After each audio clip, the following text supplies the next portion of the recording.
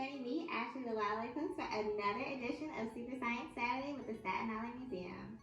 You're in for a treat this month. We're talking all about biodiversity, one of my favorite topics. But what does biodiversity mean though? Biodiversity is defined as the wide variety of living creatures found on Earth. The amount of biodiversity you'll find around the world will vary depending on the type of environment though. Biomes, or communities of plants and animals found in a given habitat, like tropical rainforests, are incredibly species rich. And some hotspots like this can have tens of thousands of species. With so many different types of creatures all around, some are bound to adapt and evolve into curiosities. Today we'll be taking a look at some of the strange and fascinating wildlife that call this planet home. Glass frogs. Did you know you can literally see through some animals? While this is much more common under the sea, you can get a glimpse of this strange adaptation on land as well. Glass frogs are a family of frogs found in the tropics of the Western Hemisphere that have areas of transparency on their bodies.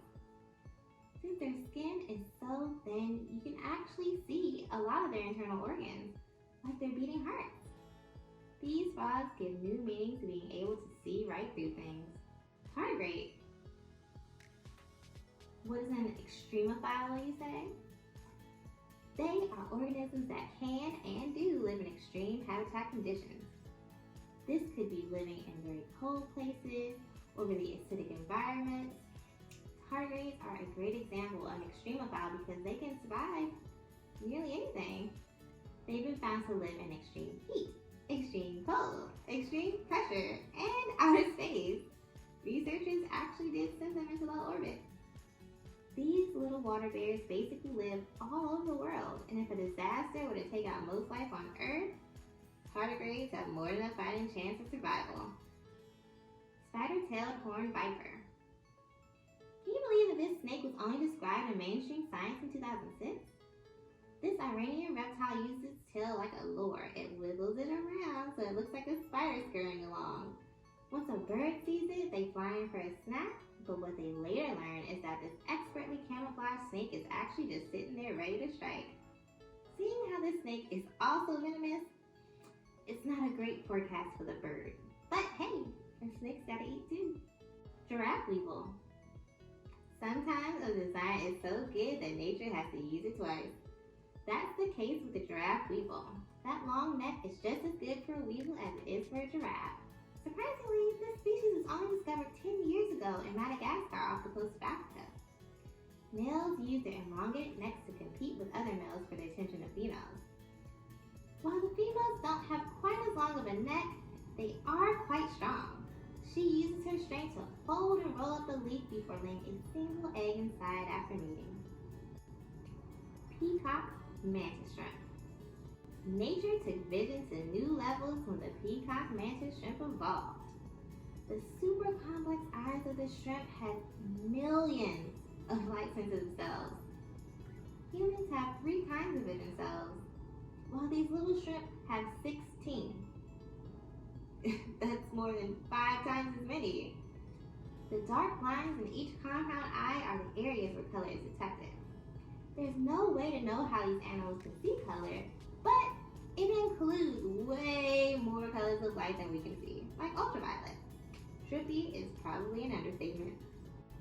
Gharial. Now this animal looks photoshopped, but Mother Nature was the artist.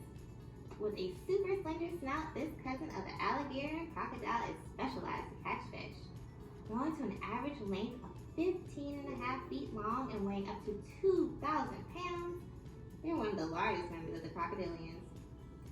The species is listed as critically endangered by the IUCN.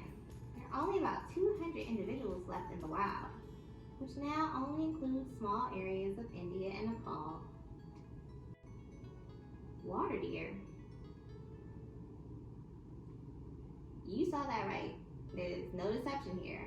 Those are fangs on a deer. The water deer doesn't want blood though. It's perfectly happy munching on vegetation. Males use these teeth to fight and assert dominance when it's time to mate. They basically make up for the fact that these primitive deer don't antlers at all.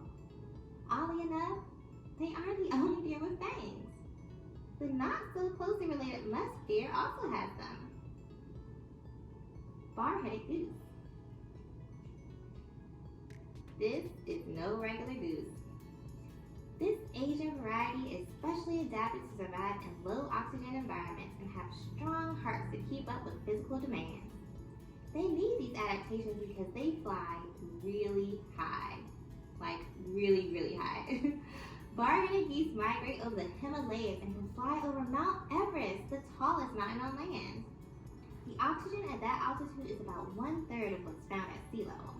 It's surprising that they can even make the journey since flight requires a lot of oxygen to begin with, and there's so little around. And when you add that they are very rarely soaring and are constantly flapping their wings, even on flights of more than 8 hours straight, it reveals just how amazing this feat is. So what was your favorite species that you learned about today? Let me know in the comments. Thank you so much for joining me this month to learn about biodiversity, and I'll see you next time. Bye!